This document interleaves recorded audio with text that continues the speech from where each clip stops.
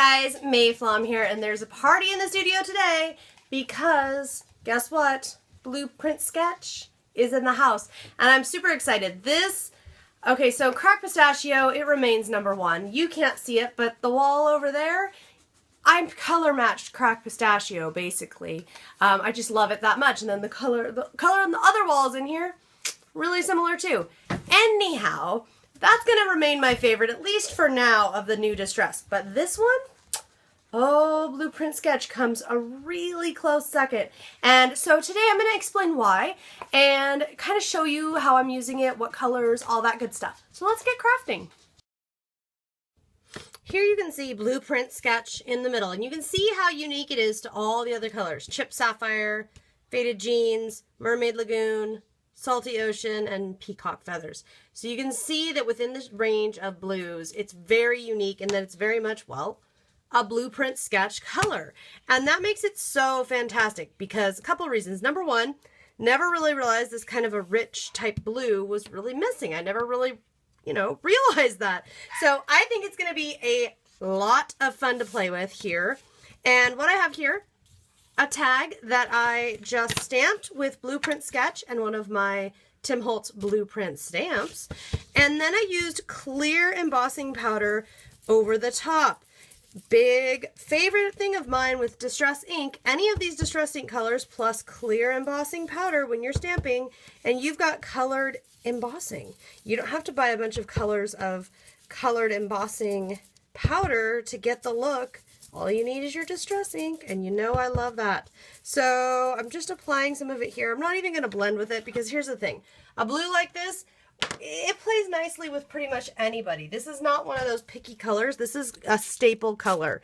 And I can already tell that this is going to be a color that I have to have here in my studio that I can't imagine playing without because it is totally going to play beautifully with all the other colors that I have.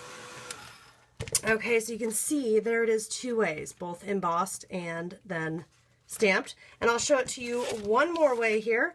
Here, and the ink is still wet. This is so fresh. The ink is still wet on the lid here. I just made this combo. That is the new one, Blueprint Sketch. Next to it is, oh goodness, I'm going to have to cheat and look, aren't I? No, that one's Peacock Feathers. That one's Salty Ocean. That one's Tumbled Glass. Okay, so we've got 4 colors, and I made kind of an off-center little rectangle here. Let me press it all nice. Give it a little wiggle so you can see. Let me squirt it with a little bit of water. Look at this. Ah, how much fun is that? And you might be thinking, oh, May, why would I want to do that in a square? Why would I want that? Well, let me show you. Let me grab a stamp here. I'll grab this one as a Tim Holtz stamp here. I'm just going to squirt it off with water really quick. Why, May? Because May doesn't clean her stamps very often, so it's very possible that there are other colors of ink on here. And I really don't want the other color. Oops, wrong ink pad. Hello. We want the new mix. So let's play with the new mix, and you can see how much fun is that? All those blues. And it's not going to look like a square when I'm actually stamping it on stamps, or a rectangle, little rectangles of color. It's totally going to just look like very cool blended blues. And isn't that fun? Well, now I am going to take this gentleman here, which has some Blueprint Sketch, the Distress pen, actually, I was playing with, some Blueprint Sketch and some of the other blues. So I'm going to play with how I can get him onto this tag and blog it, of course. There'll be a link there on my YouTube, and you can also, of course, find links to my blog. And I will see you next time. If you have any questions about Distress, anything you want to see me cover, anything at all, just give me a shout, leave me a comment there on YouTube. I'll see you next time.